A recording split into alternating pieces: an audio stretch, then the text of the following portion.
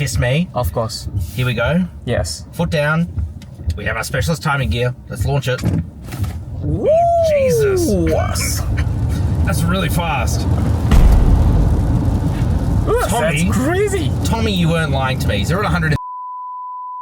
G'day guys, Matt Brand here. We're back in China. This time I'm in a place called Ningbo Raceway, which is an FIA certified track. But that's not what we're here for. We're here with this, the Zeekr X. Zeekr is a new Chinese automotive brand coming to Australia. And over the next year, you're gonna be seeing a lot of those. In fact, about 9 new Chinese EV brands are coming to Australia, which is crazy because, well, that's huge saturation. So cars need to stand out. And this Zeekr X here, it's a Model Y competitor built on the SEA platform from Geely Group. It's a lot of words, but essentially it shares its underpinnings with cars like the Volvo XC30 and a bunch of other very premium cars. For example, Lotus vehicles, Geely products, Lynk & Co, and there's a bunch of other brands that Geely owns, but Zeekr is the one that's coming to Australia, and that's what we're here to talk about. So today we're going to take the Zeekr X for a full first review here in China. We're going to take a look at its exterior, of course its interior, check out its practicality. We're going to launch it, see just how quick this thing is from 0 to 100 kilometers an hour, and it's mind-blowingly fast. And then of course we're going to drive this thing here on the track as a minivan comes by screaming.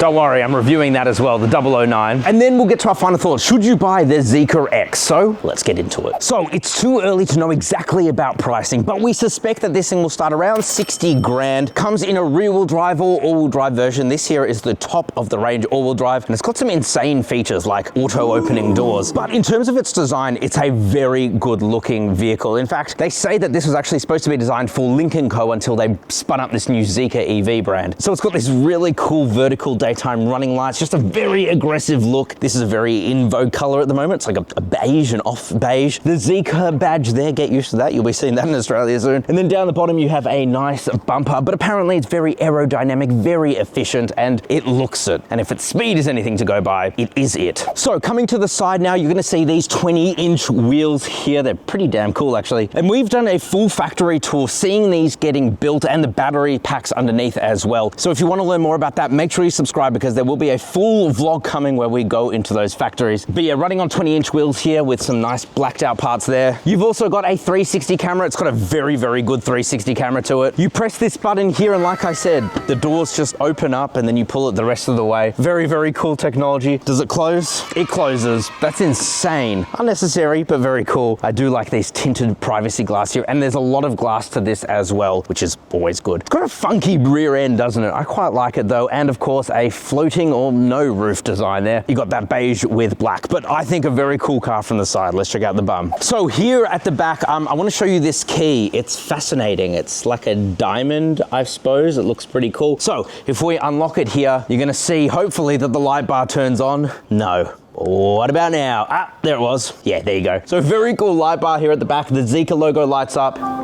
You can probably hear the music right now. When you turn it on, it plays a little ballad. But yeah, a very cool rear end, and it's quite a small vehicle as well, which is always good, especially in the city, but it doesn't feel it on the inside, and you'll see that. X badge there. You've also got whatever that says. If someone can translate that, that'd be awesome. And then down the bottom, you have a pretty aggressive bumper. Now, to get into the boot, you press this button here. Lo and behold, it's a powered tailgate. It's not a huge amount of space, but it is pretty decent still, and you've got a little bit of underfloor storage as well. So definitely usable. And then, of course, in terms of the all-important front space, it's not very good. There's not a huge amount of space in here. Definitely doesn't hold a candle to what you'd find in a Tesla Model Y, but I guess you could put something there. Alrighty, let's check out the interior. Alrighty, so doors open, put our foot on the brake, and you can see that the door closed. We get delivered to the steering wheel. It's all very extra, very bougie. So like I said, in China, you can actually get this in a couple of different variants. You've got the rear-wheel drive and the all-wheel drive. Both of these come with a 66 kilowatt hour battery. The rear-wheel drive is 200 kilowatt at the rear and 343 Newton meters of torque. This all-wheel drive though, it is quite significantly more. So 315 kilowatt of power and 543 Newton meters of torque for such a small vehicle. That's a lot of power, as you'll see. The WLTP is also 425 kilometers here for the all-wheel drive and 445 kilometers for the rear-wheel drive. So not much of a loss here for the all-wheel drive. So let's now talk about the interior space. So first of all, this steering wheel here feels nice. I don't believe it's real leather, but the two-spoke design is very, very cool. You got some quick select buttons here. You've also got these these little toggles here. The technology in here is just fantastic. You've got this 15-inch display that's super duper responsive, and you can do a lot of things. For example, you can open... No, I closed the wrong door. Oh, that could be an issue. Wow, one of the dumber things I've done. Yeah, okay, we can open my door. Far out. Sometimes I just surprise myself with my idiocy. It will come with Apple CarPlay and Android Auto. The annoying thing is that all of the air conditioning controls are done through here, but it's all touch buttons, including the very Tesla-esque style of moving around your air vents automatically. I just kind of wish they were physical, but anyway, it's cool. And then you've got this little display up in front of you, which shows enough information. Like, it's pretty perfect, actually. It's very minimal. In terms of material choices, again, you've got this faux leather kind of everywhere, very nice and soft touch dash. You've got this cool ambient lighting here as well. You can get this in different colors. Don't know what's coming to Australia, but I quite like this nautical theme in here. A bit weird though that there is no glove box. I think that is a shame, but storage elsewhere is good. So you've got a 50-watt wireless charger here with a little air con vent there too. Lift this little area up. You've got a cup holder. You can fold it away and just have a little storage area, or just have more storage in there. You've also got this little folio thing here, which is cool. You won't be wanting for charging. So you've got a 27-watt charger on the left, 60-watt charger on the right. That's crazy. And what looks to be a 12-volt socket, though I can't open it up, so I'm actually not entirely sure what it... Oh, it's a handbag holder. Interesting. You've also got a Yamaha sound system in here, which does sound very, very good. And so it's actually quite hard to fold. In terms of some quirks, it has some. A good quirk is that you've got like a 24-inch equivalent display in front of you for a heads-up display. The window switches, they move in the opposite direction to what you would think they would, which is a little odd. And also you've got this glasses holder up here, which is very nice on top of this suede headlining. So it certainly feels like a very premium place to be. Arguably more premium than a Tesla Model Y, but I'm going to keep thinking about that. I'm going to. And then you've got the seats themselves, which are just super duper comfy. Again, I believe they're a faux leather, but they're heated and cooled with a good range of adjustment as well, which is always nice. And the door bins as well are a pretty good size too. Look, I think if they can bring this car to Australia at a good price, they're gonna have a real strong competitor. But there are other cars in Australia like the Tesla Model Y or the upcoming Kia EV5, which are tough competition. But let me know what you guys think down in the comment section so far of the interior. I think it's pretty cool. Check out the back seats. Okay, so back seats, unfortunately, it's not like fully automatic like up front, so I can't just press that and it closes, but that's okay. Oh, that was a solid thud. So I'm 5'11".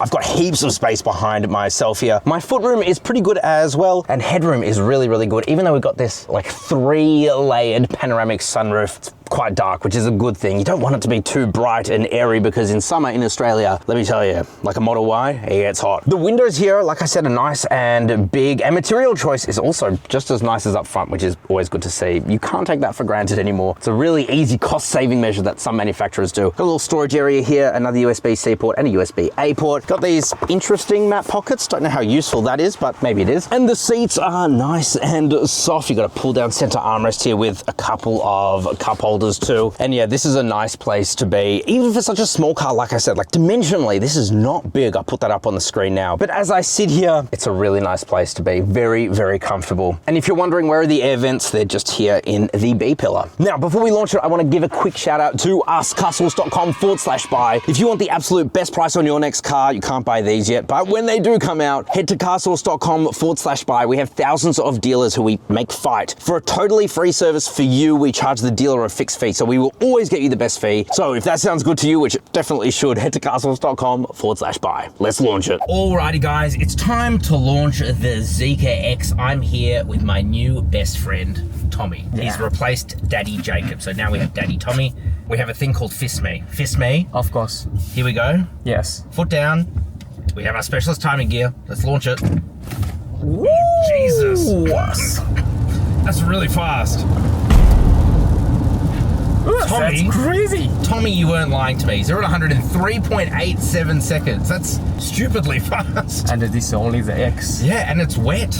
Unreal. All right, let's drive it normally. Alrighty guys, so driving the Zeekr X. We are here in the all-wheel drive variant. Now it comes with a 66 kilowatt hour battery as standard. We're here on a racetrack, so it's not necessarily going to be the most identical driving conditions to driving in Australia. But what I can say already is that this thing is really, really well refined. Like, you think the Model Y has a really refined interior. Frankly, this kind of poops on it in a lot of ways, and it's more comfortable, a lot more comfortable. It also comes with a stupid amount of power being built on the SEA platform. So the dual motor here has 315 kilowatt of power, 543 newton meters of torque, and like I said, it's built on the SEA platform, which is shared across a lot of Geely products, a lot of high-end Geely products. For example, the Volvo XC30, that's what it's called. And so you just get this really refined and nice driving experience. And also sitting here, like obviously we have the white and blue interior, but it's genuinely luxurious, especially being such a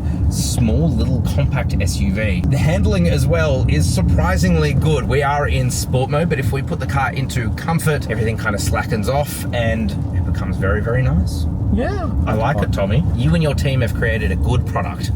We're putting the car back into sport mode. Yeah. And we're gonna put our foot down a little bit.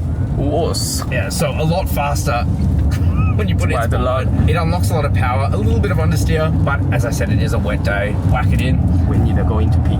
Oh, we're pitting. Yeah. Oh, that was short-lived. Anyway, guys, first impressions, like I said, this thing is genuinely very, very good, rides well. And if people like Tommy here are helping to create it, I think we're going to be doing a pretty good job. Come in there, everyone. Come to test that. Come to China and test it. Yeah. All right, let's get into our final thoughts. Alrighty guys, so final thoughts on the Zeekr X. Should you be rushing out and, well, at least putting an expression of interest down? Well, honestly, if you're looking for something that's really, really fast, has a very nice interior indeed, and is built on a very, very good platform, then absolutely the Zeekr X should definitely be on your radar. Obviously, it's not in Australia yet. We don't know when it's coming, but we think end of this year, maybe even the third quarter of this year. And of course, a lot of this will depend on pricing. If this thing is 120 grand, probably not worth it, but I really don't think it will be. Let me know what you guys think though of the Zeekr X. And again, if you want to buy any new car, head to carsource.com/buy. We'll get you the best deal. Goodbye from China.